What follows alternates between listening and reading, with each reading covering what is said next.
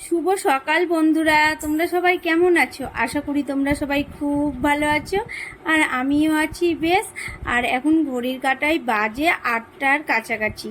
আর দেখো, আমাকে ছাদে চলে এসেছি। আমি ছাদে এসেছি তার কারণ আছে, কেননা তোমরা তো দেখেছিলে দুদিন আগে আমি আচার দিয়েছিলাম, ওই আমটাই রোদে দিতে এসেছি। আর এখন বাজে 8টা, আর রোদ্দুর দেখছো, মনে হচ্ছে বেলা 10টা 11টার মতো রোদ্দুর উঠেছে, এত রোদ্দুর উঠেছে।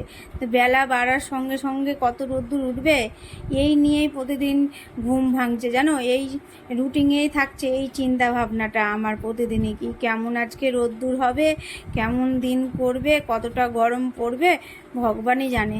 কেননা আমাদের এখানে প্রচণ্ড গরম পড়ছে, ঝড় বৃষ্টি কিছুই হচ্ছে না। তো চলো, সকালের যেসব কাজগুলো ছিল করে নিলাম, বিছানা গুছালাম, ছাদ থেকে এসে তারপরে চলে আসলাম চাউমিন বানাতে। সকালের টিফিনটা বানিয়ে নেব।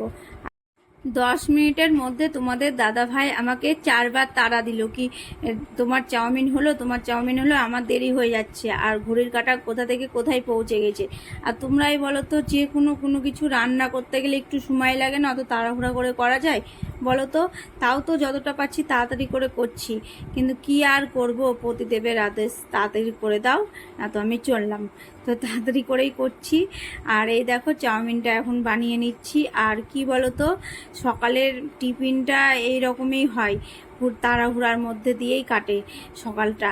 আর জানো, কিছুদিন থেকেই চাউমিনটা আমার ঘরে নিয়ে আসাই ছিল, প্রায় 1 মাসের কাছাকাছি, কিন্তু ভুলেই যাই সকালে চাউমিন করব করব করব করি, কিন্তু সকালে ঘুম থেকে উঠে মাথা থেকে বেরিয়েই যায় কি চাউমিনটা করে নিই।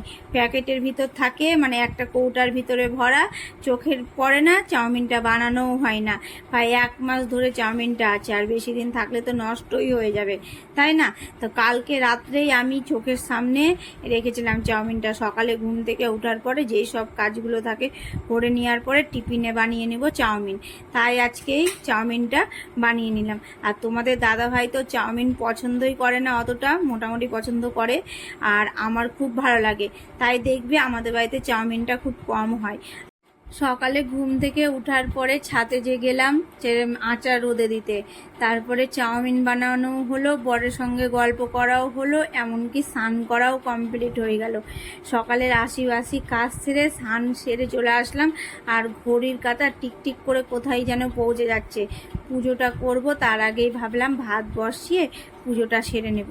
আর এই দেখো, এবার কিন্তু চালের বস্তাতে আমি বাটি পাইনি, অনেক আশা করে চালের বস্তাটা কাটছিলাম, কি এবার যেন আমি বাটি পাই, আরও একটা। এর আগের বার যেমন একটা বাটি পেয়েছি, এবারও যেন বাটি পাই, কিন্তু আশার ফল কি, যেন নিরাশা হয়ে গেলাম। বাটি পেলাম না, পেয়ে গেলাম পেন। আর পেনটা আমি অনেক কটাই পেয়েছি, এর আগের বস্তাগুলোতেও পেন পেয়েছি, আর বাটি পেয়েছি একটা। খুব আশা করেছিলাম জানো এবারও বাটি পাবো, কিন্তু কি করব, পেলাম না তো বলো। যাই হোক, পেনটাও কাজে লাগবে বলো। অনেক দিন থেকেই যেন কানের পরবো পরবো করে পড়ছি না, রেখেই দিয়েছিলাম, আর আজকে ফাইনালি কানেরটা পরলাম। আর কানের কেন বলো তো পরছিলাম না, কানে যেন কি একটা হয়েছে, ব্যথা করছে, তাই কানেরটা ঠিক করে পরতেই পারছিলাম না। প্রায় 10-12 দিন পরে আজকে কানের পরলাম। কানে ভালো লাগছে বলো, কানের না পরলে একটা কেমন কানটা খালি খালি লাগে না? তো যাই হোক, কানে টানের পরলাম, তারপরে ঘরের কাজ করলাম, ঘরের কাজ কি পুজোটা দিয়ে দিলাম, তারপরে আবার চলে আসলাম রান্নাঘরে। এই দেখো, পেঁয়াজ কাটবো, এখন রসুন ছুলবো, আদা ছুলবো। আর এটা কি বলো তো, আলুটা এত লাল লাল করে ভেজেছে না, দেখতেই কিন্তু খুব সুন্দর লাগছে। আর আজকে কি রান্না বান্না হবে চলো তোমাদেরকে এক ঝলক দেখিয়ে নিই। আজকে তোমাদের দাদাভাই সকালে ঘুম থেকে উঠেই কিন্তু মাংস নিয়ে এসেছিলো, কেননা রবিবার মাংস খাওয়া হয়নি, আর ও মনে হচ্ছে কতদিন মাংস খায়নি তাই বলছে, তাই গিয়ে চটপট মাংস নিয়ে এসেছে। আর কিসের মাংস নিয়ে এসেছে বলো তো, খাসির মাংস। আর খাসির মাংস তো আমার খুব প্রিয়, তাই এখন আমি জলদি সুন্দর করে ঝাক্কাস করে রান্না করব খাসির মাংসটা। আর জানো, আজকে লঙ্কা বাটাও কিন্তু দিয়েছি বেশি করে, অন্যদিন আমি এতগুলো লঙ্কা দিই না, আজকে আমি প্রায় 10টা মতো শুকা লঙ্কা দিয়েছি। একটু ঝাল ঝাল না হলে হয়, একটু ঝাল ঝাল করেই করব আজকে মাংস রান্নাটা। দেখো কতগুলো লঙ্কা বোটা ছাড়িয়ে নিচ্ছি, আর একটু আগে জলে ভিজিয়ে রেখেছিলাম, নরম হয় আর বা সুন্দর করে পেস্ট হয়ে যায়, তাই না? আর কি বলো তো, সত্যি কথা বলতে কি, রবিবার মাংস খাওয়ার মজাটাই আলাদা। আর এই রবিবার আমাদের মাংস হয়নি, আর আশেপাশের বাড়ি থেকে কিন্তু মাংসর গন্ধ আসলো, আর নাকে এসে ধাক্কা দিচ্ছিল। ভালো লাগে না? আর বাড়িতে না হলে কিন্তু নাকে এসে ধাক্কাই দেয় মাংসর সেন্টটা। আর আজকে মাংস হচ্ছে কিন্তু একটুও ভালো লাগছে না আমাকে, যতই আমার প্রিয় খাসির মাংস হোক না কেন, রবিবার দিনটাই ভালো লাগে। যেহেতু আমরা রবিবার থাকবো না, তাই জন্যই আজকে মাংসটা নিয়ে চলে আসলো। আর আমরা রবিবার যাচ্ছি এক জায়গা ঘুরতে। আমার তো খুব আনন্দ লাগে কোথাও ঘুরতে যাওয়ার কথা শুনলেই। আর কোথায় যাচ্ছি সবটাই তোমাদের সঙ্গে শেয়ার করব। আর ভালো লাগবে জানো, অনেক দিন পরে আজকে ঘুরতে যাচ্ছি। সরি, অনেক দিন পরে কি, কদিন আগে এই তো পুরী থেকে ঘুরে আসলাম। তা ওটার মজা আলাদা ছিল, আর এটা যাওয়ার একটা অন্যরকম মজা।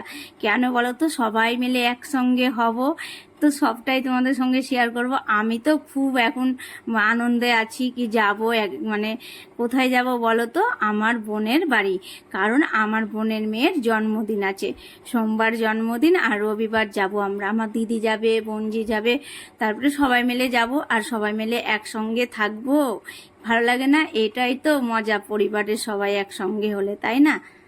আর আজকে থেকেই জানো ভাবছি ব্যাগ ট্যাগগুলো গুছিয়ে নিব, কি নিয়ে যাব কি নিয়ে যাব না। থাকবো দুদিন, কিন্তু মনে হচ্ছে 2 মাস থাকবো, এই রকম আমার ভাব।